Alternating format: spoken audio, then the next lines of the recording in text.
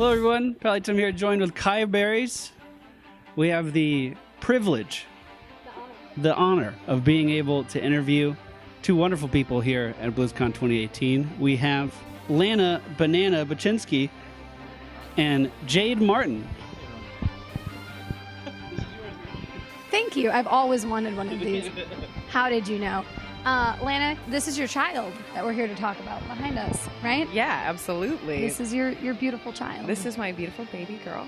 I've been so excited about Orphea for so long. I've been working on the Heroes development team for just about 5 years, and we have this incredible list of heroes and content that we want to bring out. But when we were moving into this year, we were taking a look at 2018, and we realized we were bringing Warcraft to the Nexus in like a big way with Alterac Pass, and it was this opportunity. Like, all of the franchises, all these universes have representation in the Nexus. This is an opportunity for us to do something, go back to our roots and look at these original maps and these original characters that we had and do something Nexus specific. And it was the perfect opportunity, and I fought people in the parking lot to work on it. And he's finally here, and I'm really, really, really excited. I've wanted a Nexus hero for a long time, so very excited. A moment was described to me by someone else earlier about Oscar drawing concept art for Orphea and bringing it to the team, and that being a really inspiring moment. I just want to know about what was an inspiring moment for you for Orphea and how you knew what you were going to do with her. I had two moments that felt really inspiring to me. One was reading the first paper design that Kyle gave out. I talked a bit about this as a part of the Heroes Deep Dive panel, so it's a little bit reiterative here, but Chomp. You know, it's an ability that stuck to us as soon as we read it. It was so awesome, this vision of it's going to take a bite, but how's it going to take a bite? She's this young girl. It's like this magic is going to manifest around her. These teeth are going to come down. I get to animate something cool and cute and zippy and also a crazy monster, which are both things I love doing. And it just clicked. Over the course of the months of iteration we went through, I think the only tweak that happened to Chomp from the prototype is the cast time dropped a little bit. And then the last time I felt super inspired was actually the last animation I did for her, which was her Hearth. Is we spent so much time learning about her. I feel like I knew her so well, so being able to have 6 seconds of a character moment for her, I decided to go against this anger and the sort of broader violence of her kit and do this quiet moment where she's sort of seeing this subconscious manifestation of her feelings and accepting herself, and that just felt like a powerful moment to me. Yeah, it's like a touch my baby, and that was me to Orphea, my baby. Wow. So when you have the freedom of making a character from the ground up, from a balance point of view, how do you kind of put that character in a box and say, this is what she's good at, this is what she's going to do, because you didn't have any reference material outside of the Nexus? Yeah, so I mean, Lana kind of talked about one of the exciting things about bringing in an original character, and from the design standpoint, it's kind of fun for us too, because a lot of characters we bring in, like your Garrosh's, your Ragnaros's, your Dahagas, all those kind of characters, right? They have a preconceived notion of who they might be and what the expectations are, but for Orphea, it's not so much, right? She was brand new, so it kind of gave us this opportunity to really play around with a more unique kit.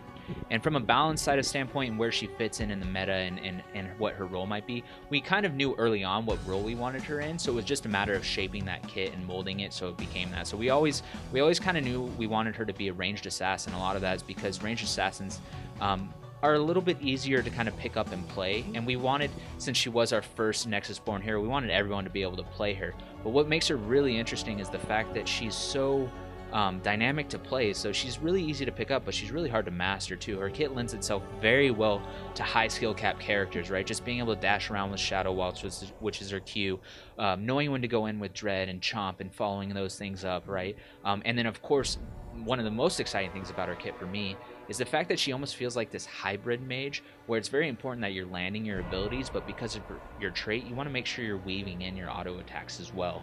And so that creates this really fun, unique gameplay for a ranged assassin that we didn't really have. And so that's really the fantasy we were chasing early on.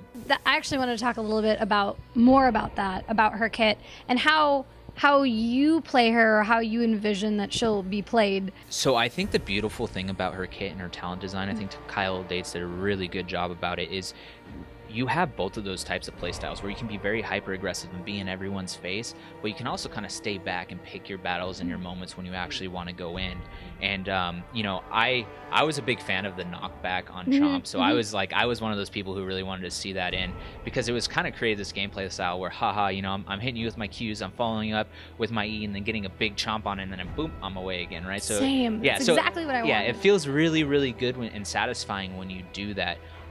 But at the same time, it's funny because that was how I originally loved playing her internally. But over time, I've kind of gone into the more, I like dancing around my targets because it makes me feel very skillful. I think it's the harder, the Q build, if you will, is the harder to master talent build for her, because it has a lot of conditionals, right? You have to make sure you're hitting your enemy heroes, because if you're not, then your Q's on a longer cooldown and you lose your ability to dash.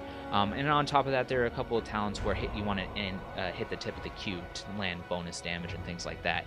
So I've kind of, as I've played her more and I feel like I've kind of mastered her a little bit, I like to play the Q build because I feel like it offers a little bit higher skill cap gameplay for me. I also think with the Q build, it's pretty funny. Like, you can really feel the mastery curve and reflected in the way that the talents were created. Sort of, if you pick these Q abilities, hitting with just the end of it, with On Point or Allegrissimo, when you get to level 20, I've been playing Orphea for a long time. I really love playing Heroes of the Storm. I consider myself rather good at the hero at this point, and yet there's still a level 20 talent that seems to prove me wrong. Final Toccata, you take it, I think nixes the cooldown and the mana cost of Q for a certain amount of time. As long as you keep hitting the Qs, you can hit it again and again and again. And every single time I have a great game, land in every single Q. Final Toccata, whiff it, get no value from the talent whatsoever. No, I still got a ways to go before. A lot of pressure put on you when you go that talent. So it's like, oh no, now it's that moment of opportunity. What have I done? Yeah, you really pay attention to you messing up during that time, right? So, I felt that too with the talent where at her E, at the end of it, you can have a chomp come backwards. And I felt like I was doing really well, landing Qs and getting good chomps, but then having that extra, like, fourth ability almost to aim, I was like, this is too much for my brain. I end up using E a lot as a way, the Dread. It has a slow on the end, which is pretty neat. It has the slow, which is awesome, but I end up using that. There's a really robust E build in the talents, but I use it a lot more for area denial. Getting the slow is super important to get use out of the other talents, but having Lurking Terror sitting in the wake there, waiting to chomp people, really makes people scatter. So I'm either gonna get the chomp, gonna get the damage, likely a kill if they're scattering away, or I'm forcing them back into me, splitting the team and getting the most use out of my other abilities. In regards to being able to master the character to get the full effect out of the dancing and stuff, I mean, there's definitely a huge difference from the first game I played to the 5th game I played. Like, it's always really satisfying to see characters that have that high of a skill cap and require dedication in order to get better. So I'm really looking forward to just seeing where that goes, to seeing how good people can get. Right on. Yeah, I mean, so like, I think we as designers always enjoy hearing that, right? It's like we want a character to feel like, oh, I can pick it up, I understand what the abilities do, but oh man, it's going to take a little while before I really kind of master that. So to hear you, and I know you're a great player, right, is really cool. I think you're a great player. I've seen you play. I think you're good. I mean, you're better than Lana.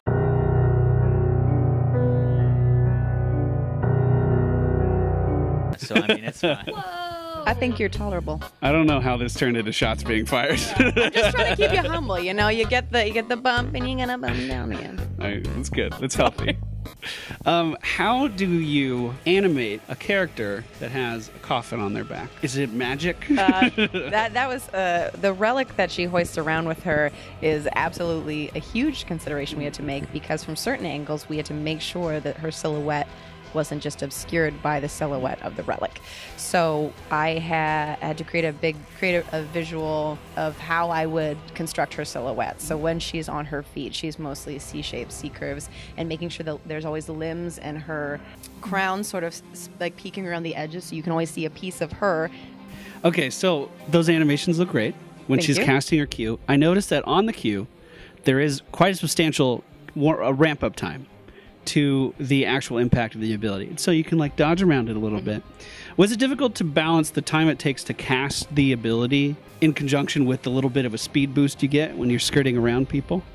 that ability was incredibly hard to, one, balance and to implement. I talked to Kyle. He did all the implementation for it, but we were in talks about it because having the Q go down and then having it immediately follow a move command when you do that is pretty tricky, because you might already have a move command queued up after you cast your Q, but we don't want you to just go forward, right? We want you to go on your next mouse click, so we'd have to cancel that move command. And the timing itself was very tricky, finding what felt right. Like, it's a lot of just playing with it game after game, just kind of get a good idea of where it feels correct. And then we also wanted it to be long enough because, like you said, we want you to be able to play against it.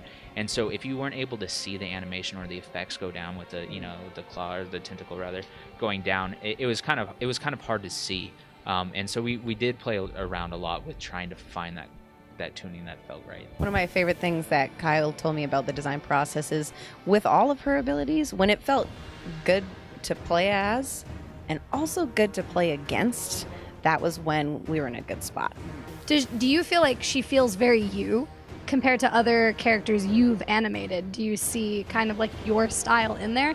I did feel like this felt like I was flexing different muscles than I usually would have. It was such a unique process. It's almost difficult to put into words why this doesn't necessarily feel like me, but is so much a part of me. Whereas this, like, it had these monstrous elements to it, but keeping the contrast there in a way that felt like compelling and understanding, like the process that it took the team to find the understanding of what the relic magic is and how, like, what's the point of Orphea, like why is she important, why can she control this. Answering all those questions was such a collaborative process across all of our teams that I don't feel like I've ever understood a character like I understand Orphea. So while at the beginning it didn't feel like something that was I would ultimately take to and be like, that's my style, now it feels so much a part of me, and I feel like I've put so much of myself into her that, yeah, I feel like she does represent me. Can we expand a little bit on some of that? So Sure. How did the team decide, you know what, we need to learn more about the Raven Lord and then have that lead into Orphea? Like, I know we want to have more lore in the Nexus and things like that, but why was it the Raven Lord and Orphea that were selected? Do you know? I think the Raven Lord, like, we looked at all of the sort of Nexus that we had already created and finding out, do we want to create, an entirely new Nexus thing that seemed like content overload. And we were so excited about going back to this startings of what we had created at the very beginning and looking at all those opportunities. There's something about the Raven Lord, like, he's condescending and it's the voice. Iconic voice, right? Like, I think that nails it right there. Iconic voice. And then Cursed Hollow is really like one of our more iconic battlegrounds, so tying it all back together, yeah, one of the first, of course. So tying all that back together felt great, but just bringing in Oberon straight up seems there's like a fantasy conflict there. Like, you're on Cursed Hollow playing as the Raven Lord. That seems awkward. Are you getting yourself tributes? That's a little weird. And then he's a realm lord. Wouldn't he be a little OP? Like, what's going on there? But thinking about it in terms of, well, how, like, somebody born of the Nexus, not just because she's Nexus original, but she was born in the Nexus, how is she affected by her father's actions? How is she affected by the inner workings of the Nexus itself? Was ultimately more compelling than just being like, and now the Raven Lord's here. It was a cool space for us to explore. Absolutely. I'm excited to explore that more. You said there's another comic coming out and maybe more. So we are really excited to learn more about Orphea and more about the Nexus soon. They're yelling at us. We have to leave. Sorry. I'll miss you. We love you. Lana, Jade, thank you so much for talking about Orphea with us. This is amazing. This has been an awesome Blizzcon. Thank you. Thank you. guys. Thanks. Thank you. Bye. We'll see you in the Nexus. Got it. There you go.